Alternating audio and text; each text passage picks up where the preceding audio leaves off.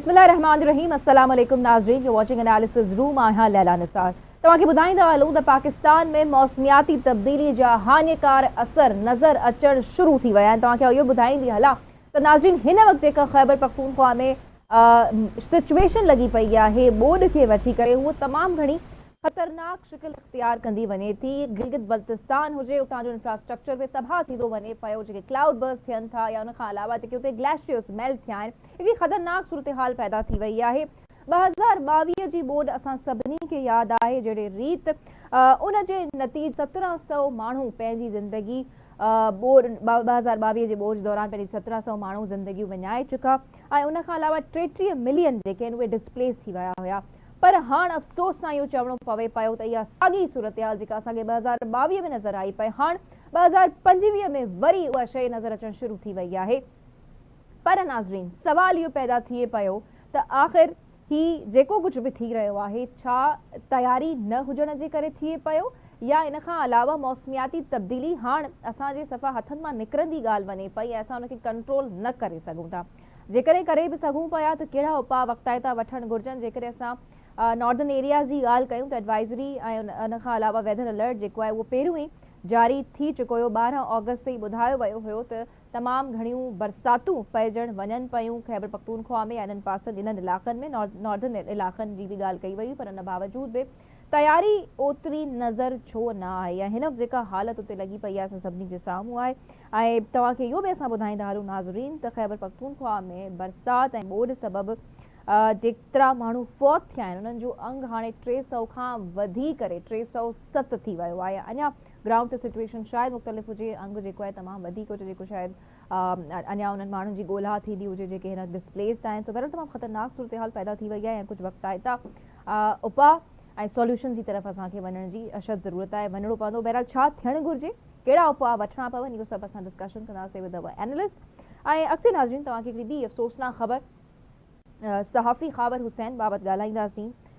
सहाफ़ी ख़ाबर हुसैन जो जहिड़ी पुरअसरार नमूने मौत थियो आहे, उन ते वॾा सवाल उथनि पिया। 2 दफ़ा उन्हनि जो पोस्टमार्टम थियो बि, हिकिड़ो दफ़ो थियो ऐं उनखां बाद में उन्हनि जे वारसनि जे मुतालबे ते उन्हनि जो पोस्टमार्टम थियो आहे। हाणे उनजी तदफ़ीन बि थी वई आहे, पर सवाल उथनि था त आख़िर हिन मौत जे पोयां केरु आहे, त छा इहा आपघात आहे या ही हिकु मर्डर आहे। हिन जी इन्वेस्टिगेशन बि हली रही आहे, पर तमामु घणा सवाल उथनि पिया सहाफ़ियुनि जी प्रोटेक्शन ते ऐं हिन हवाले सां हिन में वधीक कहिड़ा अपडेट्स आहिनि तव्हांखे असां वधीक ॿुधाईंदासीं। टे पासे हिकिड़ी ॿी ख़बर तव्हां सां शेयर कंदासीं नाज़रीन त हिकिड़ो बिल पेश थियो आहे क़ौमी असेंबली में, उन्हनि औरतुनि जे हक़ में आहे ख़ैर काफ़ी, ऐं जेके घर वारियूं उन्हनि खे मर्द जेकॾहिं कढनि था, का अणबड़ थिए पई, को झेड़ो थिए पियो, जेकॾहिं मर्द पंहिंजी घरवारी खे घरां कढे थो त हाणे हिकु बिल पेश थी वियो आहे ऐं उन जे नतीजे में उन मर्द खे सख़्तु सज़ा अची सघे थी। सो ज़ाल खे घर निकाले ॾियण ते ॾंढ लॻी सघे थो ऐं 3 खां 6 महीननि ताईं क़ैद जी सज़ा जी तजवीज़ ॾिनी वई आहे इन बिल में। सॉरी, ॿिए पासे जवाबदार जेको मुड़ुसु आहे नाज़रीन ते 2 लख रुपया ॾंढ मरण जी बि तजवीज़ शामिल कई वई आहे। इन ते असां कुझु वधीक अञा अॻिते हली करे डिस्कशन कंदासीं पंहिंजे एनालिस्ट सां। ऐं तव्हांखे इहो बि ॿुधाईंदा हलूं नाज़रीन त नारी फ़नकारा सनम मारवी ऐं कराची आर्ट्स काउंसिल जे प्रेसिडेंट सदर अहमद शाह में जेको तकरार हुयो उहो ख़तमु थी वियो।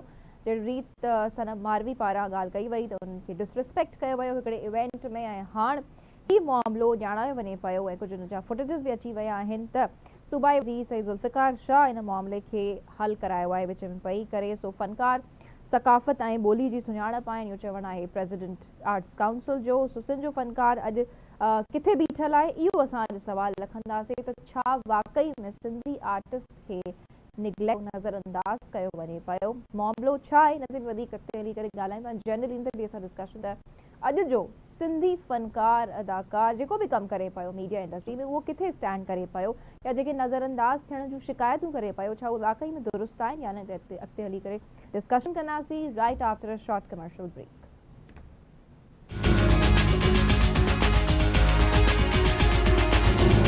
वेलकम बैक नाज़रीन। हिन वक्त मूंखे जॉइन कयो आहे असांजूं सीनियर एनालिस्ट आहिनि ऐं सिंध वुमेन लॉयर्स अलायंस जूं चेयरपर्सन शाज़िया निज़ामानी साहिबा मूंसां गॾु मौजूद आहिनि। अस्सलाम वालेकुम Shazia, welcome to the show. वॾी महिरबानी तव्हां असांखे जॉइन कयो।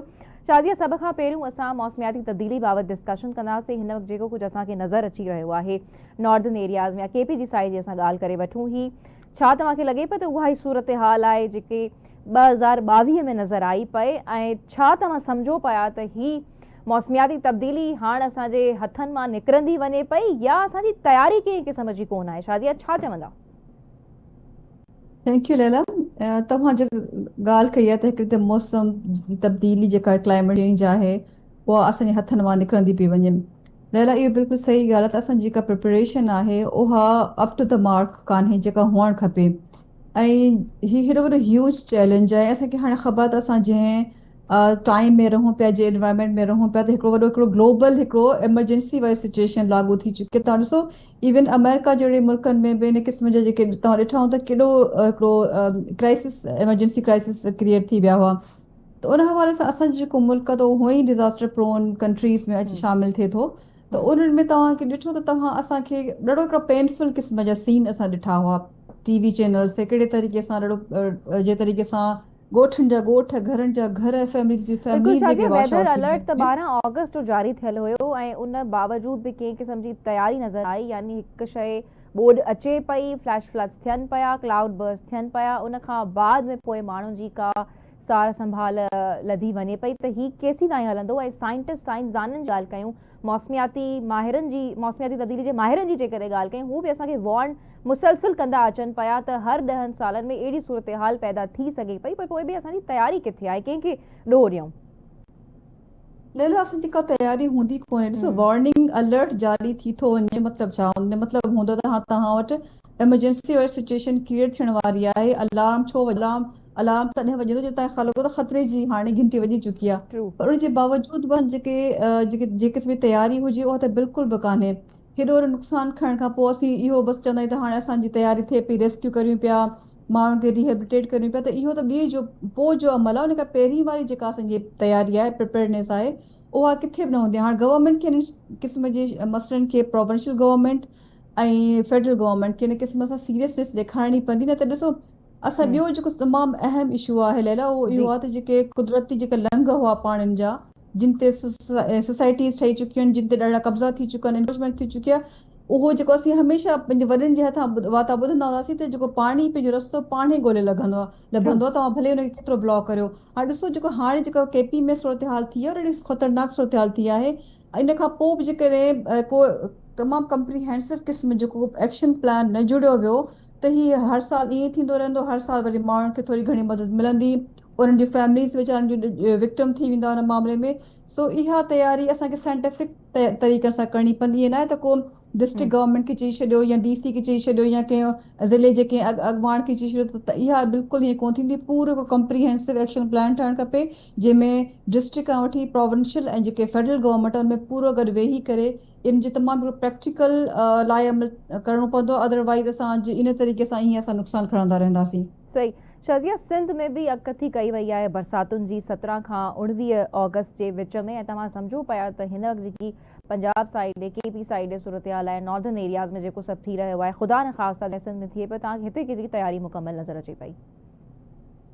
जे क़िस्म जो वॉल्यूम आहे डिज़ास्टर जो, उहो एतिरो अनएक्सपेक्टेड बि थी सघे थो केॾी महिल। तव्हां ॾिसो, जेको असां KP में सूरत ॾिसी चुका आहियूं त हेतिरनि अलर्ट जारी करण खां पोइ बावजूद बि उते जेका तयारी जी जेका लेवल आहे, जेका डिग्री ऑफ प्रिपेयर्डनेस आहे, उहा एतिरी न हुई।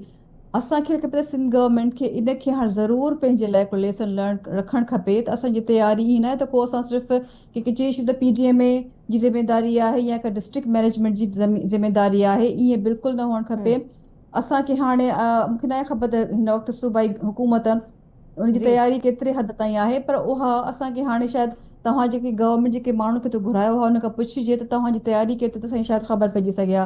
पर इहो हिकिड़ी अलार्मिंग सिचुएशन आहे, इनखे सीरियस वठणु घुरिजे। बसि उन्हनि पारां बि PDMA खे हिदायतूं जारी कई वयूं आहिनि ऐं PDMA माण्हुनि खे हिदायतूं जारी कयूं आहिनि त उहे इलेक्ट्रिक पोल्स खां परते रहनि ऐं अहिड़े क़िस्म जूं अपडेट्स साम्हूं आयूं आहिनि। पर ऑब्वियसली डेफिनेटली तव्हां सही चयो त सबक़ सिखणु घुरिजे, न सिर्फ़ु जेकी सूरत हाल आहे, पर शायदि 2022 मां बि असांखे काफ़ी कुझु सिखणु घुरिजे। हा, त ही सूरत हाल शायदि असां हिन खां घटि नुक़सान वारी फेस कयूं। बट अगेन ही अंग ॾिसो जेके माण्हू फौत थींदा वञनि था उनजो ॾींहुं ॿ ॾींहुं वधंदो वञे पियो। 300 कल्ह ताईं हुया, उन खां अॻु 200 ताईं हुया। त ही ॾाढो ई तकिड़ो जेको आहे अंग जेके माण्हू फौत थियनि था उन्हनि जो वधंदो वञे पियो। हिते काफ़ी अलार्मिंग सिचुएशन पैदा थी वई आहे। बहरहाल अॻिते वधूं था प्रोग्राम में, ॻाल्हि कंदासीं शाज़िया असां त हिकु बिल पेश थियो आहे नेशनल असेंबली में शर्मिला फारूकी साहिबा पारां, एमएलए शर्मिला फारूकी साहिबा पारां, ऐं उन में इहो ॼाणायो वियो आहे त घरवारी जेकी आहे उनखे जेकॾहिं उनजो घरवारो कंहिं बि अणबड़नि जे नतीजे में या का बि कुझु शइ थिए पई उन्हनि जे दरमियान जो ॻाल्हि एसी ताईं वधी वञे थी, जो हू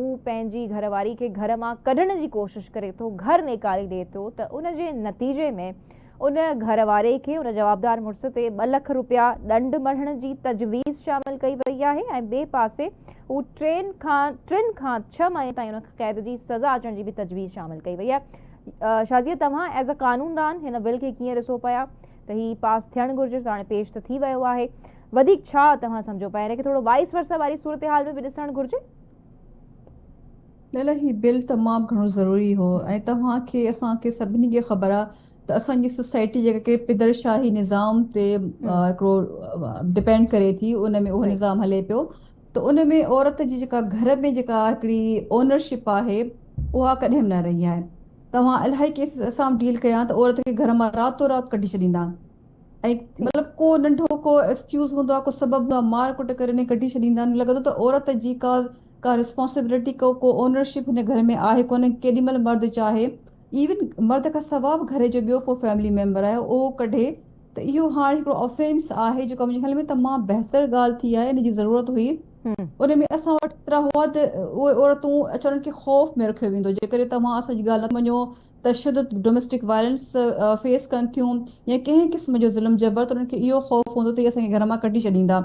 ऐं माइट बि इहो मशवरो ॾींदा त बाबा हाणे चुपड़ी करे कंप्रोमाइज़ करे वेही रह, न त घर मां कढी छॾींदा त पोइ तूं केॾांहुं वेंदे। इहो जो घर मां कढण वारो वक़्तु जेका तलवार औरत जे मथे ते बिल्कुलु सही था चओ। टकंदी रहंदी हुई, त हाणे घर मां कढ, ऐं उनखे वञण जे लाइ केॾांहुं कोन्हे। शेल्टर होम तव्हांखे ख़बर आहे, शेल्टर होम केतिरो बि सुठो हुजे पर शेल्टर होम आहे, उहो कंहिं बि घर जो मुतबादिल नथो थी सघे। ऐं अच्छा। टेम्पररी हिकिड़े क़िस्म जी का प्रोविजन हूंदी आहे जेकॾहिं जेसिताईं को लीगल उन जेको हल कढी सघिजे। अच्छा, हिन में इहा बहितर हिकिड़ी आई आहे ऐं इन में जेको 3 खां 6 महीननि जी सज़ा ऐं प्लस में जेको आहे 2 लखनि जी ॾंड आहे या बोथ, मतिलबु जी। इहो कोर्ट जो डिसीजन आहे, डिस्क्रेशन आहे, त उहा ॿई जेके पेनल्टीज़ आहिनि साइमल्टेनियसली लॻाए सघे थी। ऐं इन में न सिर्फ़ु हस्बैंड बल्कि घर जो को बि फैमिली में, उन में औरतूं बि शामिल थी सघनि थियूं। जेकॾहिं का ससु या का निणान बि चवे थी या का ॿी अच्छा। बि अहिड़ी का फैमिली मेंबर जेका शेयर्ड घर में रहनि था, त उहा इन ख़तरे उहो धमकी ॾिए थी, घर मां कढी थी, त उन ते बि इहो साॻियो कानून अप्लाई एप्लीकेबल थिए पियो। थींदो। इनखे सही। इहो ज़रूरु इनखे पास कयो वञे त इहो औरतुनि जी प्रोटेक्शन जे लाइ ज़रूरी आहे। सही, पर छा ही पोइ घरवारी ते बि अप्लाई थिए पियो? पर यानी ही जेकॾहिं असां बिल जी वर्डिंग खे ॾिसूं, जहिड़ी रीति पेश कयो वियो आहे उन हिसाब सां थोरो असांखे सम्झाइजो त ही छा सिर्फ़ु मख़सूस तौर ते औरतुनि जे लाइ आहे, पर जेकॾहिं का औरत मर्द खे घर मां कढे थी, हालांकि इहो तमामु घटि थींदो आहे, अहिड़ा केसिस कोन ॾिसण वेंदा आहिनि, पर छा ही पोइ उन्हनि जे लाइ उन्हनि ते बि अप्लाई थिए पियो शाज़िया? फिलहाल ही सिर्फ़ु औरतुनि जे लाइ औरतुनि आहे, जे लाइ आहे। औरतुनि जी प्रोटेक्शन जे लाइ आहे। ऐं ॿियो लैला, जे असीं टू बी वेरी ऑनेस्ट ऐं प्रैक्टिकल, असांखे ख़बर आहे त औरतुनि जे त घर जी का ओनरशिप कान हूंदी आहे, उनजे घर ते उन ट्रू। नालनि ते घर कोन हूंदा आहिनि। ऐं हार्डली असां कॾहिं को अहिड़ो को रेयर केस थियो हूंदो जंहिंमें औरत खे मर्द खे घर में कढियो हुजे। बाक़ी त मेजोरिटी केसिस असां 99% त इहो आहे त जेके औरतुनि खे ई सफ़र करिणो पए थो, औरतुनि खे ई घर छॾिणो पए थो। त इहो हिन वक़्तु जेको छाकाणि त असां मेजर इशू खे ॾिसूं त औरतुनि सां इहो आहे फेस कनि पियूं, त इहो सही। औरतुनि जे लाइ कानून हिन वक़्तु आहे। सही। ऐं तव्हां शेल्टर होम्स जे हवाले सां बि तमामु इम्पोर्टेंट ॻाल्हि कई। अक्सर करे इहे तजवीज़ूं ॾिनियूं वेंदियूं आहिनि, जंहिं बि औरत सां का बि अहिड़ी ग़लति शइ थिए पई, हुनजे घर वारा हुनखे कढी छॾनि पिया, त हू शेल्टर होम्स में वञी सघे पई। ऐं तव्हां इन्हनि इशूज़ ते कमु बि तमामु घणो कयो आहे, त छा तव्हां न तजवीज़ इहा ॾींदा या हिदायत न कंदा त जेकॾहिं हू डिस्टर्ब आहिनि या कुझु अहिड़ो थियो आहे त हू शेल्टर होम्स वञनि, छो त उते तव्हांजे मुताबिक़ हालतूं एतिरियूं ठीकु कोन हुजनि थियूं? न इहे ॾिसो, सभु शेल्टर्स होम्स ईअं न आहिनि, ठीकु काफ़ी आहे। जॻहियुनि ते जेके असां ॾिठा आहिनि त तमामु सुठा शेल्टर होम्स आहिनि ऐं इहे 72 आवर्स जे लाइ हूंदा आहिनि। मिसाल तौर ते का औरत जेकी हाणे को केॾांहुं वञण जे लाइ को रस्तो कोन्हे, उहा हाणे शेल्टर होम में अची सघे थी, जेसिताईं के उनजो कोर्ट में को केस हले पियो या जेसिताईं को उनजो को ॿियो को पंहिंजे लाइ को बंदोबस्तु करे, तेसिताईं हू रही सघे थी। त जेकॾहिं आउं त इहो बिल्कुलु जेकर तव्हां इनखे टबू न सम्झो कंहिं बि औरत जे लाइ, त जेकॾहिं हुनखे पंहिंजी घर में हिकिड़ो थ्रेट मिले थो, उहा हिकिड़े तशदुद जो शिकार थिए पई, त उनखे उन सिचुएशन मां ॿाहिरि निकिरे फ़िलहाल भले शेल्टर होम में अचे, ऐं शेल्टर होम में हो जेके जेसिताईं पंहिंजो को अरेंजमेंट करे, जेसिताईं का लीगल को कोर्ट में को डिसीजन अची सघे थो, तेसिताईं हुन में ज़रूरु वञणु खपे। ॾिसो इन जे न वञण जे करे लैला काफ़ी जी, औरतूं वीचारियूं मारिजी बि वञनि थियूं। ऐं बिल्कुलु ईअं इहो ई आहे। इन में काफ़ी अहिड़ा केसिस आहिनि जेके औरतुनि खे एक्सेस कोन्हे ॿाहिरि निकिरण जो, ऐं उन्हनि खे हिकिड़ो इहो चवंदो त हीअ छाकाणि त ख़राबु औरत आहे इन करे ई शेल्टर होम वञी पनाह वठे। शेल्टर होम सिर्फ़ु ईअं न त का कंहिंखे लेबल लॻाए करे उनखे हिते मोकिलियो वञे, पर इहो हिकिड़ो क्विक क़िस्म जो शॉर्ट टर्म हिकिड़ी तव्हांजे लाइ हिकिड़ो सेफ प्रोटेक्शन आहे, जेसिताईं तव्हां हम्म, उनजे असांखे बल्कि आउं बियॉन्ड दैट आउं इहो बि चवणु चाहींदसि, ही जेके 72 आवर्स जे लाइ हूंदा आहिनि शेल्टर होम्स, सही, टेम्पररी असांजो अरेंजमेंट आहे गवर्नमेंट जो, बल्कि हाणे हिननि खे इहो करणु खपे त असांखे परमानेंट अहिड़ा सेफ हाउसिस थियणु खपनि जिते अच्छा, औरतुनि खे हाणे केॾांहुं वञण जे लाइ कुझु कोन्हे। न फैमिली क़बूल करे थी, न इन लॉस क़बूल कनि था, न त हुन वटि पंहिंजी का एजुकेशन आहे, न का एम्प्लॉयमेंट आहे, त उहा केॾांहुं वञे। पोइ उन जो इहो त इन क़िस्म जो हाणे गवर्नमेंट खे इन ज़रूरु शयुनि ते सोचणु खपे त असां वटि हिकिड़ा त जिनखे चइबो विमेन फ्रेंडली स्पेसिस, उहे विमेन फ्रेंडली स्पेसिस जेको हाणे कॉन्सेप्ट ॾाढो ॿियनि मुल्कनि अडॉप्ट कयो आहे, जंहिंमें उहे अहिड़ियूं स्पेसिस आहिनि जिन खे शेल्टर होम या असां दमा जी, न चऊं, उनमें इहे उहे सुठियूं स्पेसिस अहिड़ियूं आहिनि जंहिंमें औरतूं अचनि, उन्हनि में उन्हनि जे जेके सिख्या जा कम आहिनि, उन्हनि जी ट्रेनिंग आहे, हू पंहिंजी कंटिन्यू करणु चाहिनि, एजुकेशन या ॿार उन्हनि सां गॾु आहिनि त उन्हनि जी तालीम आहे, त एॾो सेफ इन्वायरमेंट हुजे जंहिंमें हू रही सघनि, बिल्कुलु अहिड़ो थियणु घर घुरिजे। वारी शादी थी फील इजाज़त अचे। ॾिजो, तव्हां शॉर्ट इहो कमर्शियल ब्रेक वठां ऐं ब्रेक खां वापसि अची करे नाज़रीन ॿिए टॉपिक ते डिस्कशन कंदासीं। So see you right after the short commercial brake.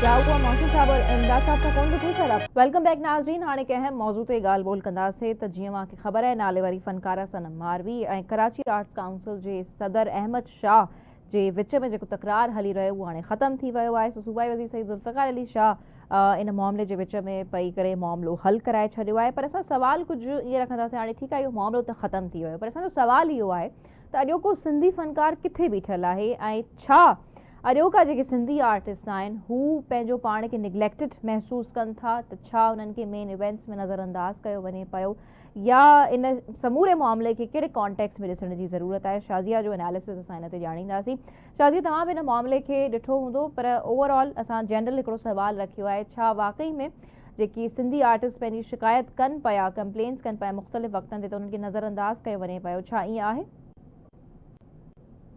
Bill इन में सच्चाई त आहे कंहिं हद ताईं, त असां जेके फ़नकार आहिनि सिंधी, पर इन खां पहिरीं आउं इहो चवणु चाहिंसि त असां जेका नेशनल मीडिया जंहिंखे चवनि था, या नेशनल जेके जिन ते ड्रामा हलनि था उन्हनि चैनल ते, पहिरीं नंबर ॾिसो तव्हां उन्हनि में केतिरी प्रेज़ेंस आहे। उन्हनि में तव्हांखे शायदि मुंहिंजे ख़्याल में 0% लॻंदा असां जेके अदाकार आहिनि से उन्हनि जी का तव्हांखे उन्हनि में का प्रेज़ेंस उते न हूंदी, उन्हनि खे कास्ट नथो कयो वञे थो, त उनखे टिपिकल हिकिड़ी जेका स्टेरियोटाइपिंग थींदी आहे उन तरीक़े सां उन्हनि खे पेश कयो थो वञे, ऐं कंहिं मेन स्ट्रीम रोल में उन्हनि खे न खयो थो वञे। ऐं ॿी नंबर ॻाल्हि जेका हिते तव्हांजे प्रोग्राम जी तवसि सां ज़रूरु लैला चवणु चाहींदसि, ॾिसो तव्हां जॾहिं बि असां जेके ही नेशनल चैनल्स आहिनि उते सभिनी फ़नकारनि खे जेके दुनिया में हलिया विया, जिन जी सालगिरह आहे, जिन जी शादी जी सालगिरह आहे, जिन जी मंगनी जी सालगिरह आहे, सभिनी खे एक्नॉलेज कंदा, उन्हनि जा गाना हलाईंदा, उन्हनि ते बाक़ाइदा पंहिंजे बुलेटिन में उन्हनि ते हलाइनि था, प्रोग्राम हलाइनि था, उन्हनि खे रिमाइंड कनि था, उन्हनि खे विशिस कनि था। पर असांजे हेतिरा नाले वारा असांजा सिंधी अदाकार जेके आहिनि उन्हनि जे अनवर सोलंकी आहे, ऐं लाशारी साहब हुआ, इलाही केतिरी लिस्ट डिघी आहे, त उन्हनि में कंहिंखे बि जेका सो न कॾहिं भेटा ॾिनी विया। शफ़ी मोहम्मद शाह आहे, इन क़िस्म जा वॾा जेके आइकॉनिक अदाकार हुआ, उन्हनि मां कंहिंखे बि नथो यादि कयो वञे। त इहो ॾिसो हिकिड़ो त उन नेशनल लेवल ते सही, असांजे अदाकारनि खे न कॾहिं एक्नॉलेज कयो आहे, न कॾहिं उन्हनि खे बर्थडे विशिस कयो, न कॾहिं उन्हनि खे इहो ॾिनो वियो आहे त हीअ असांजा हिन, हालांकि उन्हनि उर्दू मीडिया में तमामु मामलनि में कमु कयो आहे, हिकिड़े त सफ़ा हिकिड़ी हिननि खे बिल्कुलु इग्नोर कयो वियो आहे। ॿिए पासे जेके असांजा इदारा ठहियल आहिनि उन्हनि इदारनि में बि तमामु घणी मिनिमम उन्हनि जी पार्टिसिपेशन आहे, उहो बिल्कुलु साइड ते हूंदी आहे। कुझु जेके हाणे जेके अची था वञनि पंहिंजी महिनत सां अॻियां करे, वरी माण्हुनि में उन्हनि जी हिकिड़ी एक्सेप्टेंस आहे, उनखे एक्नॉलेज मिले पई, बाक़ी त हुनजी जेका प्रमोशन जे लाइ हुननि जेका स्पेस आहे उहा मूंखे नथो लॻे त एतिरी जेका हुअणु खपे सा न आहे। ऐं उन्हनि में तव्हां ॾिसो बाक़ी जेके असांजा जेके ही जेके इवेंट्स थियनि था उन्हनि में तव्हां ॾिसो त हिकिड़ो मिक्स ग्रुप आहे, ठीकु आहे हुअणु खपे, मतिलबु मल्टीलिंगुअल सभु शयूं हुअणु खपनि, पर जे बावजूद बि उन सां जेका ट्रीटमेंट कई थी वञे सा एतिरी सुठी न हूंदी आहे। त ठीकु आहे उन सर जी। हवाले सां हाणे इन मौक़े खे फ़ाइदो वठी करे उन जी बहितरी लाइ सही कमु करे सघिजे थो। कम करे सघियो त कलेक्टिव एफर्ट्स जी वठणु ज़रूरत आहे, इदारनि खे बि सोचणु घुरिजे ऐं हुन खां अलावा जेकॾहिं हुकूमत आहे किथे हुनजी रिप्रेज़ेंटेशन जो बि ख़्यालु करणु लाज़मी आहे। सो अॻिते वधूं था, इमदाद सुमरो साहब सां गॾु मौजूदु आहिनि, सीनियर एनालिस्ट ऐं सहाफ़ी। अस्सलाम वालेकुम इमदाद साहब, वेलकम टू द शो। ऐं तव्हां सां ॻाल्हाईंदासीं सहाफ़ी ख़ावर हुसैन जे पुरअसरार मौत बाबति। तव्हां वटि छा अपडेट्स आहिनि? इन वक़्त ताईं ॿ दफ़ा पोस्टमार्टम त थी चुको आहे, पर हाणे छा अपडेट्स आहिनि? वधीक कीअं ही वाक़ियो या पंहिंजी अंजाम ताईं पुॼी सघंदो, कॾहिं ख़बर पइजी सघंदी? जांच कमेटी बि जुड़ी चुकी आहे, पर तव्हां बतौर सहाफ़ी हिन मामले खे कीअं ॾिसो पिया? छा थींदी नज़र अचे पियो तव्हांखे? ॾिसो लैला, हिन वक़्त ताईं त ज़ाहिर आहे पहिरीं पुलिस जो शक हुयो त शायदि ख़ुदकुशी आहे, हुन खां पोइ पुलिस हाणे ज़ाहिर आहे हुनजो को वाज़े मौक़ुफ़ कोन थो अचे। त पोस्टमार्टम ज़ाहिर आहे जेको शॉट हूंदो आहे या जंहिंखे गोली लॻल हूंदी आहे त हुन में पोस्टमार्टम त न ॿुधाईंदो आहे त बाबा ही कंहिं गोली हलाई आहे। हाणे हिनजो जेको तरीक़ेकार आहे उहा आहे जियो फेंसिंग। उन टाइम ते हुनजे आस पास कहिड़ा माण्हू हुया, जियो फेंसिंग जे ज़रिए, मोबाइल ट्रेसिंग जे ज़रिए उनजी जांच करे सघिजे थी।